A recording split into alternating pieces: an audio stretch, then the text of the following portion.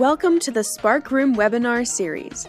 Sparkroom provides full-service, data-driven marketing and technology solutions to ignite your performance marketing.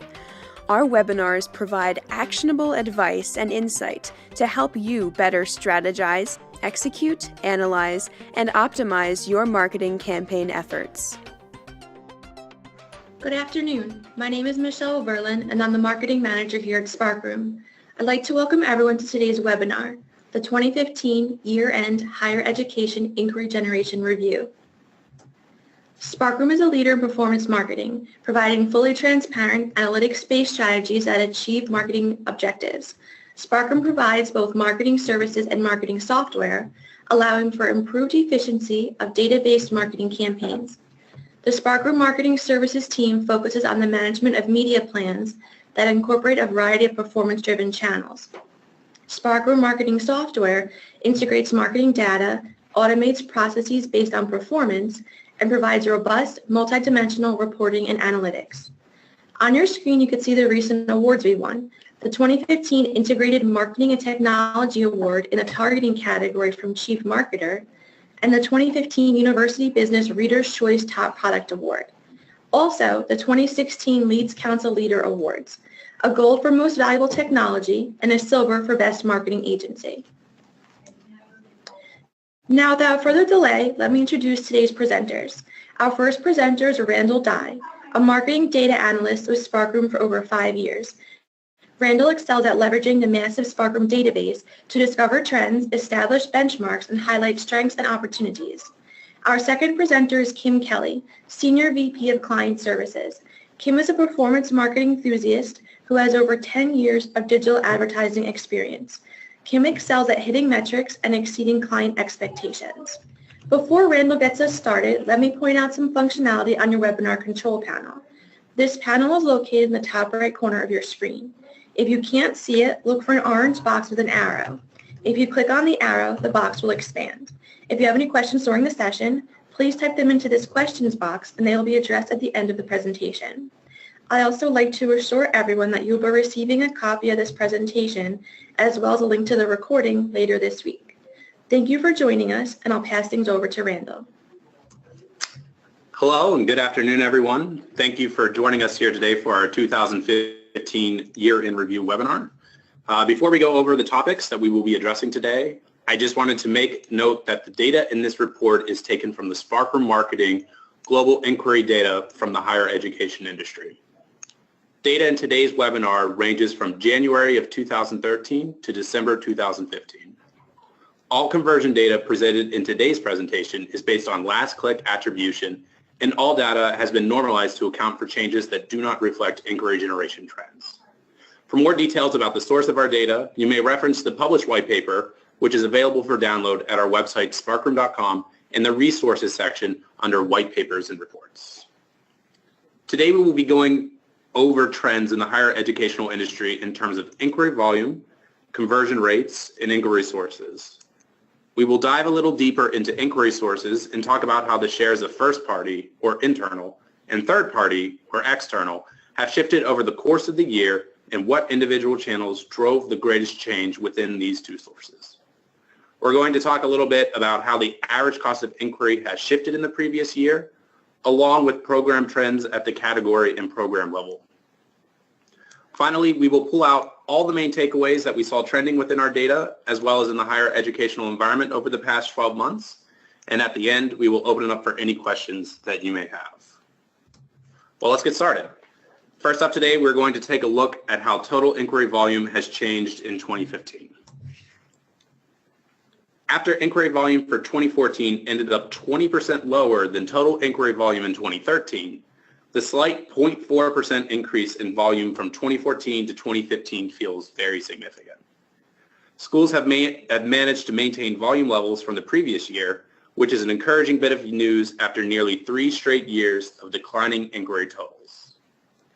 Monthly volume totals in 2015 did follow similar seasonal trends from the previous year.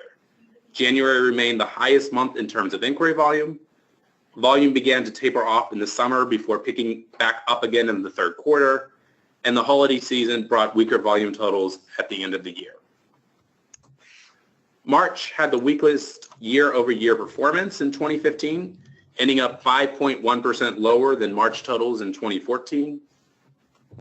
And September had the strongest year-over-year performance, ending up 5.8% higher than September 2014. The other notable seasonal trend here is that due to a late Thanksgiving in 2015, where it fell practically at the end of the month, volume for November ended up 2.1% higher in 2015 from 2014. Moving on now towards campus and online inquiry trends for 2015, we see that campus volume started off slowly in 2015 before picking up throughout the rest of the year, whereas online volume stayed relatively constant throughout 2015, albeit at a lower level than 2014. In the first quarter of 2015, campus volume came in 7.2% lower than the first quarter of 2014. However, the rest of the year saw volume increases of 6.4% in Q2, 11.9% in Q3, and 6.2% in Q4 from their respective quarters in 2014. All this resulted in a 3.8% year-over-year growth that we saw for campus inquiry volume. Schools have continued to shift dollars to target their next starts, which we tend to see around Q3. Specifically, August 2015's inquiry volume increased by 12.5% from August 2014, which is a huge boost from the previous year, in which August 2014 volume was only 0.3% higher than in 2013. We see a less rosy picture for online volume in 2015. Overall, online inquiry volume fell by 3.3% in 2015 from the previous year, with consistent quarter-over-quarter declines after nearly flat Q1. The year started strong for online volume, with January 2015 coming in 4.7% higher than in January 2014, but ended poorly with December 2015 coming in 10.5% lower than December 2014. The declines came as many schools began to scale back online programs as a result of the gainful employment regulations, or they greatly reduced inquiry volume needs as a result of more sophisticated audience targeting. 2015 volume among campus inquiries followed a more seasonal pattern in 2015, with strong performances in Q1 and Q3 and the usual volume dips that occur in Q2 and Q4. Online volume started strong in 2015, but can be more susceptible to changes in the marketplace and saw declining volume for the rest of the year after the first quarter, but still managed to have some seasonality patterns that we saw with campus-based volume. Before we go over the conversion performance of 2015, I just want to take a moment to define what Sparkroom means when we talk about conversions. Since many schools report on many different metrics of success, we treat a conversion as either an application, an enrollment, or a start. The conversion is attributed to the last source that passed that inquiry into Sparkroom and is credited to the month in which the inquiry was generated and not the month in which the conversion occurred. We saw conversion rates climb in late 2014 due to a growing share of first-party inquiry volume, which typically has higher performance than third-party volume. So schools sought to increase their share of first-party inquiries. For all programs and sources, conversion rates averaged 8.4% in 2015 compared to the 8.5% average conversion rate in 2014. The conversion rate in 2014 was a large jump from 2013's average conversion rate of 6.3%, and while the conversions in 2015 have yet to fully mature, we expect that the average conversion rate of 8.4% in 2015 to only increase by a small amount and end up just higher than the average conversion rate of 2014. Campus-based programs continue to yield more conversions than online programs in 2015. However, conversion rates for both campus types were fairly level in 2015 after experiencing growth throughout the first 3 quarters of 2014. Again, at the time of this report, Q4 2015 conversion data is still immature and is expected to increase by a few tenths of a percentage when final. Total conversions are up year over year by 4.7%. Campus-based inquiry volume increased from the previous year while the conversion rate remained the same, contributing to 11% year-over-year increase in overall conversions. This is a dramatic change to the 4.7% year-over-year decline in campus-based conversions from 2013 to 2014.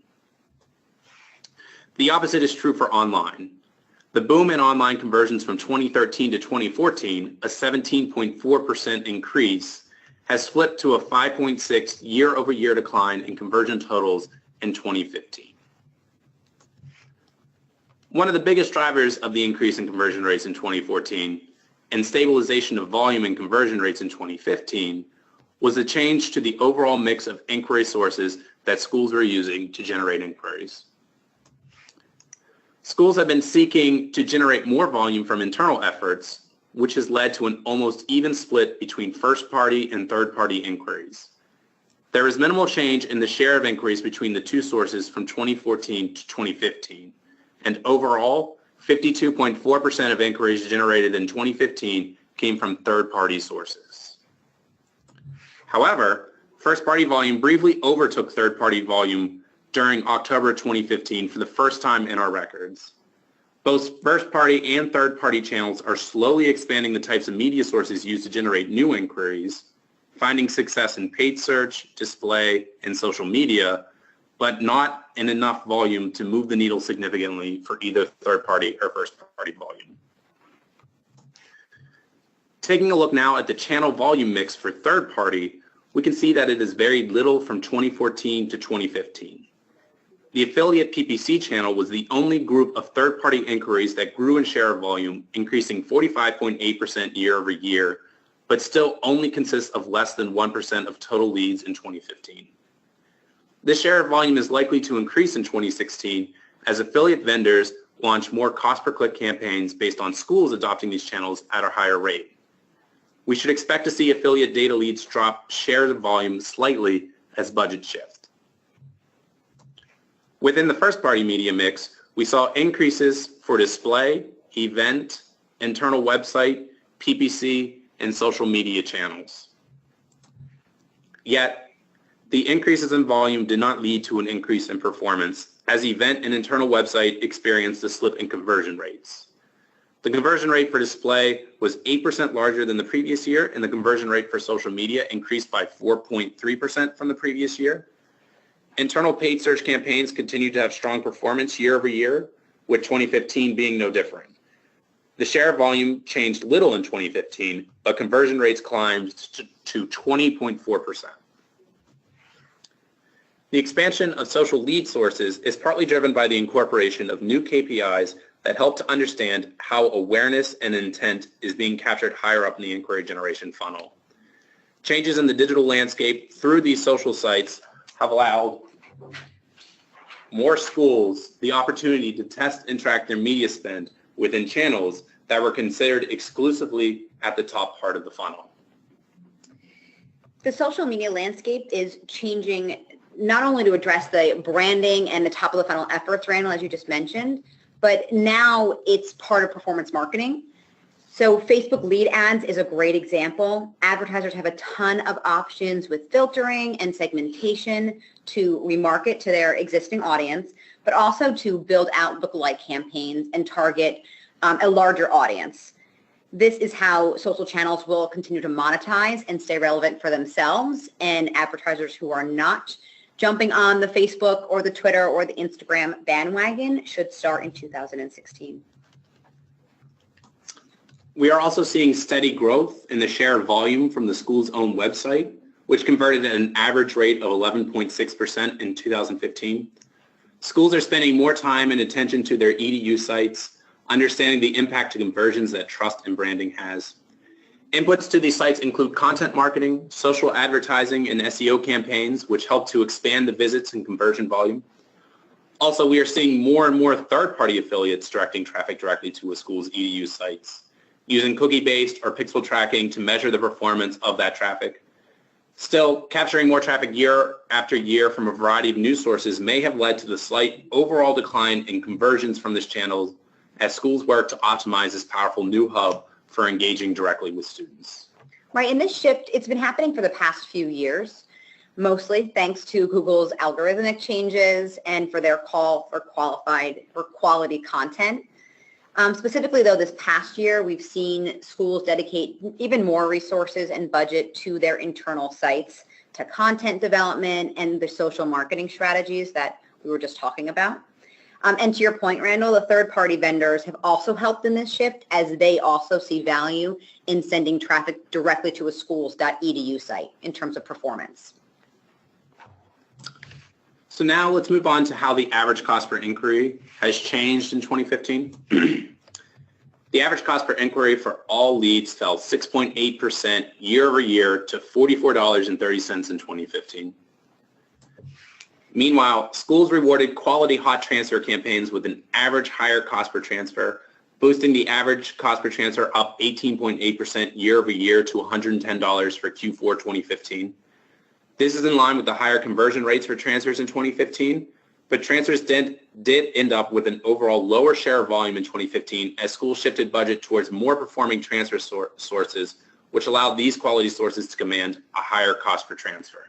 Yeah, hot transfers have really increased. I mean, if you look at this chart over the past 2 years, already this year, though, we're seeing a drop in the hot transfer cost per inquiry, some under $100. Unfortunately, across the board, quality has not been consistent either, but it's far too early in the year to cross any judgment for what its overall performance is going to be once we see some maturity.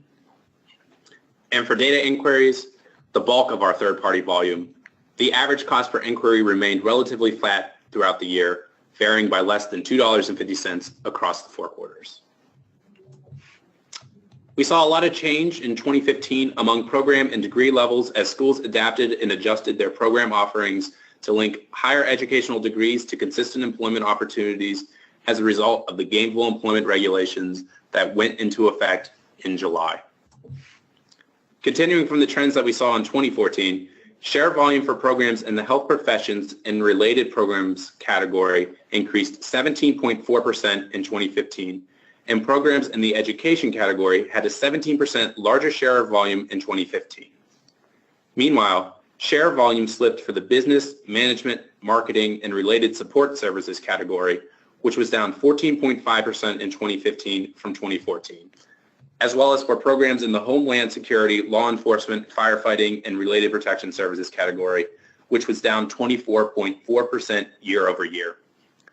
The primary factor behind this drop in the Homeland Security category was the decline of criminal justice program offerings in the higher educational space. The main story of 2015, however, is the continued rise of health and nursing programs. Although it decreased just 1 percentage point from 2014, medical and clinical assistant programs remain the highest health program subject, making up 18.8% of health program volume in 2015. Nursing and registered nurse programs remain the second largest program in the health category, staying at relatively the same volume from the previous year at 15.2% share of volume. Demand and job placement continue to be strong for graduates of both nursing and clinical assistant programs, so we expect these 2 programs to continue to remain at the top of the health category for some time.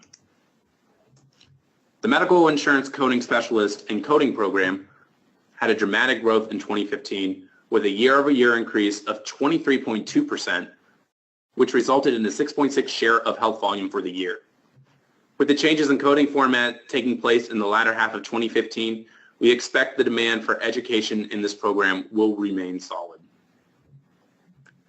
And although it made up a smaller share of total volume, we saw very strong growth in the medical office assistant and specialist program subject, which increased in size 107% in 2015 to a share of health volume of 3.1%, as well as strong growth for the medical office management administration program, which was up a whopping 440% to a share of volume of 1.3%.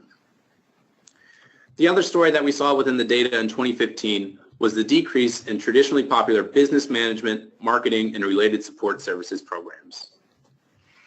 Business administration programs, which make up the lion's share of all programs within the business category and is the most popular individual program for all program types, fell to a share of total volume overall of 13.7% in 2015, but this shift did not occur uniformly across all degree levels.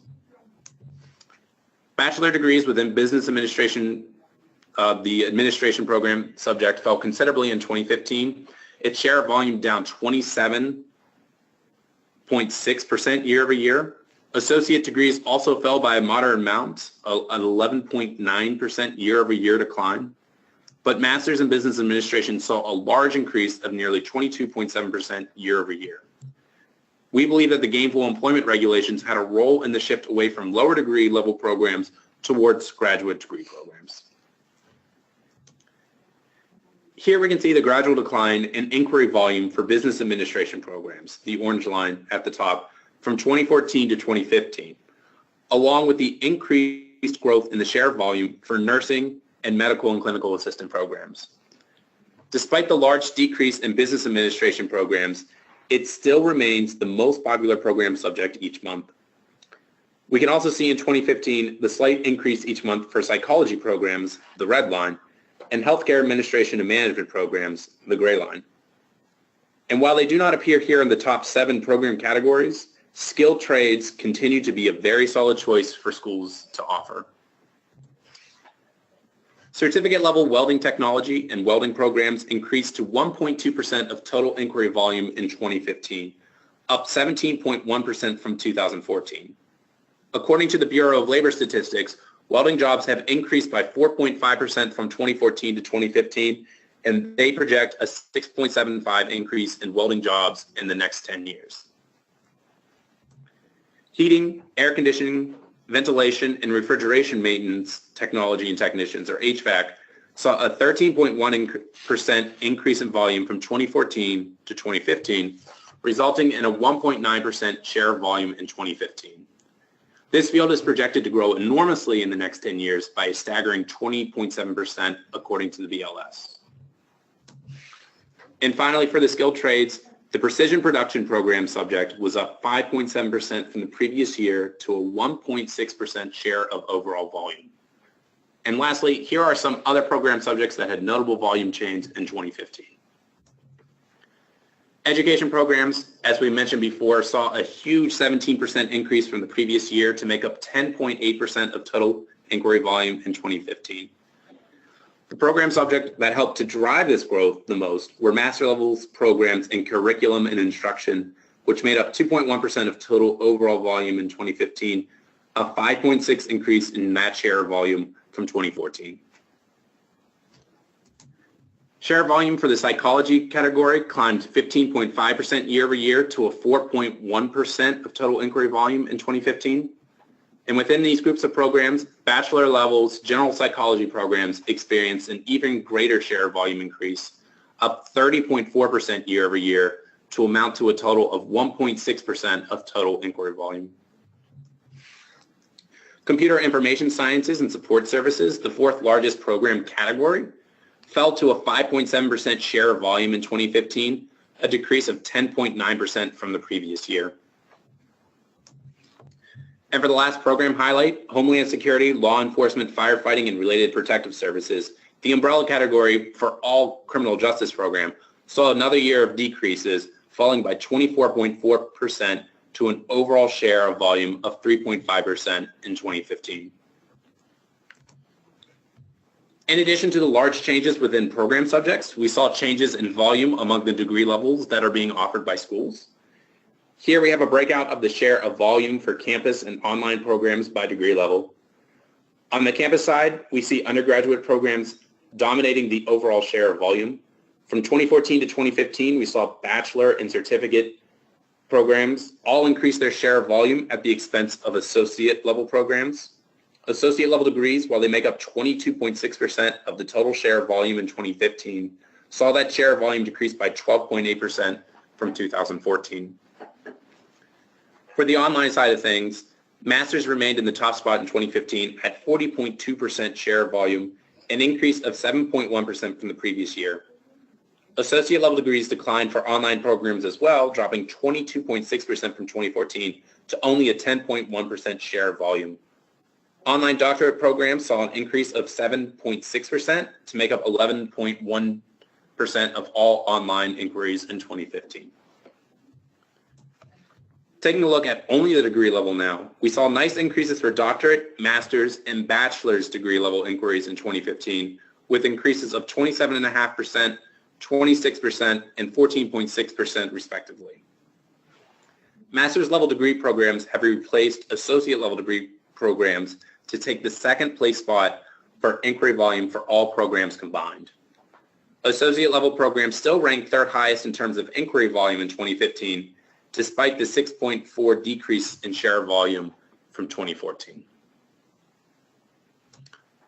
So after looking at all these trends for the past year in terms of inquiry volume, conversion, and inquiry sources, we saw a few themes arise as schools and vendors react to the ever-changing higher educational space. This year, we saw growth in internal display efforts, watched internal PPC campaigns grow, and saw schools increasing their presence in social media sites, all while building and growing traffic to their own internal websites. Schools are looking to leverage the strength and trust of their brand to be the entire communication and marketing to prospective inquiries. Still, despite the growth of traffic that is generated internally or being directed to the internal website from external sources, we see conversion rates fluctuate both up and down as schools try to find the right source mix in order to optimize performance. And it takes effort to run inquiry campaigns internally. While the performance metrics for first-party campaigns vastly outperform third-party campaigns, there is a soft cap to how much a school is able to do on their own as they try to scale their internal campaigns. As a result, they still rely on third-party volume to fill the demand for steady inquiries. Yet schools are looking at the large performance gap between first and third-party sources, and the search for quality remains a top priority. Yeah, schools are going to continue to want to grow their first-party channels. When you look at it in terms of dollars and cents, everyone is going to want a conversion rate that is north of 10% versus hovering around 1.2 to 2%. But then when you also look at the number of students that schools need on a yearly basis to continue to running their business, you need a mix, right? It's about diversifying your portfolio. And testing is what schools should be doing. They should be doing it across their own first-party channels, identifying internal resources or agencies to work with who are savvy marketers that can test out these channels and provide performance results to them, but also testing through the third-party channels and evaluating what new products are out there that they can test with instead of taking on all of the weight of doing it all internally. So there's definitely a happy mix to be had here, and we're going to continue to see that balance shift.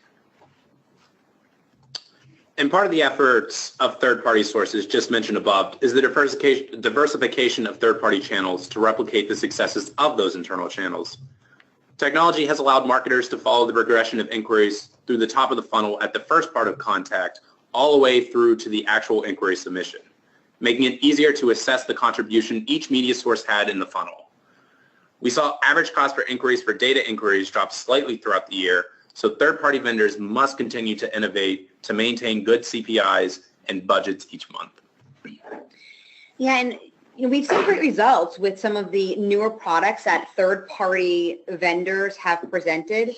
As I just mentioned, I definitely recommend testing out the products. And when you think about where folks thought social media was a couple of years ago, I don't think many would have expected to have quality lead generation through Facebook, right? They were talking about how much was the value of a like. And these days, it's one of the top channels. I mean, Facebook is what Google was a couple of years ago for us. So I would encourage testing across all of the channels. And as the vendors test out, it's an opportunity to very quickly see with little risk what works and what doesn't work before you bring things in-house. Absolutely. We saw a few different reactions to the gainful employment regulations. We saw opportunity in the health degree program category as medical and clinical assistant and nursing registered nurse programs grew. We also saw volume shift within degree levels of business administration programs as MBAs grew while associates in business administration contracted. We saw solid growth in the skilled trade degrees as the job market has been rising for welders, HVAC technicians, and other jobs in the precision production field. We have also seen schools move away from degrees that were once popular, like criminal justice, as demand for those degrees has been declining in recent years. Yeah, we're going to continue to see this shift towards programs that provide the desired outcomes for students and the job placement expectations for schools. It's an election year, so I don't expect to see more changes with the gainful employment regulations in 2016, but it's anyone's guess for what is to come in the years ahead. And last but not least, we want to share with you some of the predictions that we have for the upcoming year. We expect to see growth in compliant programs. We saw large increases in fields that have overall high employment opportunities and demand for skilled workers, and should expect to see those programs flourish in 2016.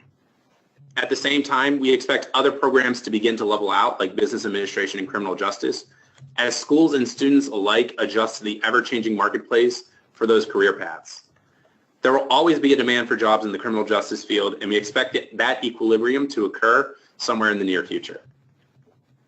The second large expectation is that we expect to see changes in volume within program subjects amongst the various degree levels. Much like we saw the shift away from associate level business administration level programs towards MBAs in 2015, we expect that schools may adjust the degree levels of their program offerings to better suit the skill level required in the job marketplace. Third, we should see schools continue to shift more budget to internal efforts to get a solid grasp on the inquiry generation funnel from start to finish. Being able to be the first and last point of contact in the inquiry funnel has shown to yield solid performance in the previous 2 years, and schools will hopefully look to scale these efforts upwards in 2016. And in response to this, we should hopefully see some innovation in third-party sources. We are beginning to see more sources flirt with the idea of running pay-per-click campaigns, inbound calls, transfers, and other top funnel marketing efforts. Third-party sources are looking to differentiate themselves, and by running a variety of new campaigns, hopefully they can find the right mix and find the right balance between inquiry volume and performance in a market that has shifted away from volume and towards performance. Now, we can open it up to the audience to see if there's any questions you would like to ask us here about what you saw in today's presentation, or anything about the trends you are seeing out there in the higher EDU space. Thank you, Randall and Kim. As Randall mentioned, now we're at the questions portion of the session. If you do have a question, you can type into the question box in the webinar control panel. If you don't see the control panel at the moment, look for the orange box with the arrow. Click on the box and the control panel will expand, allowing you to type in your questions.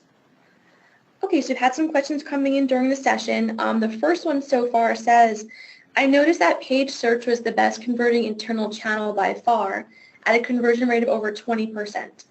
Is this something that we should expect to see continue in the future? So I think a lot of things attributed to that 20% conversion rate in 2015. We saw schools launching their own websites. We know that schools have the ability to leverage their own brand terms when they're bidding on terms in the search engines. And the other thing too is we attribute conversions mainly to the last touch. So PPC generally tends to benefit from last touch attribution being the last point of contact for many conversions in that conversion funnel, whereas other channels such as SEO and social media tend to engage the inquiry as the first point of contact during their research phase. However, I don't feel like that 20% conversion rate, it's going to be tough to maintain that in 2016. There's going to be competition among general terms out there, as well as schools begin to increase their budgets, you're going to start seeing them trade off overall conversions just for the sake of volume from that channel. And plus, there's always going to be ongoing change within the PPC field from changes from the search engine and news sources and second tier PPC channels. So there's always going to be change out there. So it's going to be hard to maintain that level, but it should still be very strong. Great, thank you so much. The next question is, why is the master's degree gaining more popularity? Does the popularity gain include MBAs or only specialist masters? It's mostly MBAs, surprisingly. There may be a variety of reasons out there why the master's program is doing well. It could be because you have professionals who are in the job market already who are looking to go back and get their master's in order to advance further along their career paths. So you're talking about individuals who have education, have steady employment, looking to further increase that, whereas associate level degrees, maybe people coming fresh out of high school looking to enter the job market and may not have that established point of contact. So it may be harder to have that gainful employment link there. Yeah, the ability to pay is definitely something that entices schools to push their MBAs or their master's programs. There's a lot of corporate relationships that happen these days with schools and corporations, right? And if there is a tuition payback or a reimbursement from that, there's a lot of incentive for folks to go back to school. Okay, great. The next question is, the data comparing Campus First online, is that comparing only schools who offer both program types? No, that's talking about all of our campus volume and all of our online volume and the schools that offer both as well. Okay, great. What types of themes and business-related topics would increase traffic for content marketing and content integration? What types of themes specifically? Well, when you think about content marketing, you want to think about what is going to drive traffic to your website, but what's also going to show the value add that your programs provide, right? So if you have business types of programs, you have to really get into what the concentrations are around that and find opportunities where you either have past students who are now in business-related functions in their job, right? If you've got executives in marketing or in business management, they can kind of be bloggers, they can be guest bloggers, they can talk a lot about their programs, how they've helped you, but give a little bit more real-life experience. Anytime you're creating content, you want to think about what users want to read and engage and comment on.